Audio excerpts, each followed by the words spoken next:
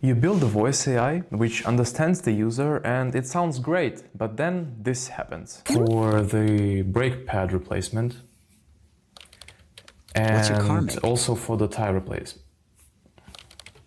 What's your car make? Annoying, right? And yes, every voice AI built with improper tone detection does exactly this. And I'm going to show you why and how to fix this with just one line of code with the new LiveKit turn detector. When you build a voice bot, you need to know when did users stop talking. This is called end of turn detection. And default way to do this is called VAD, voice activity detection. VAD is simple. It listens for silence, and if there is no audio for a few hundred milliseconds, it ends the turn and then the LLM starts speaking. But humans don't talk like that. We pause, we think, we say ah, and voice bot cannot handle that correctly. But just recently LiveKit has introduced a new turn detection model which by far outperforms all other models in all benchmarks. So at different latency budget, it is performing better than other known models from DeepGram, for example, or OpenAI. So the false cutoff rate is much lower. And in order to introduce it to the voice AI agent, we just have to remove the VAD and import the new inference turn detector.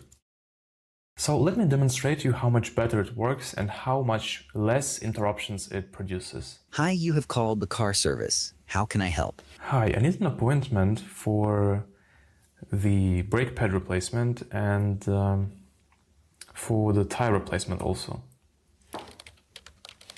Let me just check that. To recap this, VAD is the default, it's very simple and it will interrupt your users. And instead the turn detector is using the inference model, which determines when the sentence has ended semantically, not just based on the silence. And the configuration for this is just one line in the turn detection object. And if you are building any kind of voice AI, customer support or a phone receptionist, this is not optional, this is mandatory. And this is the difference between a demo and a production voice AI.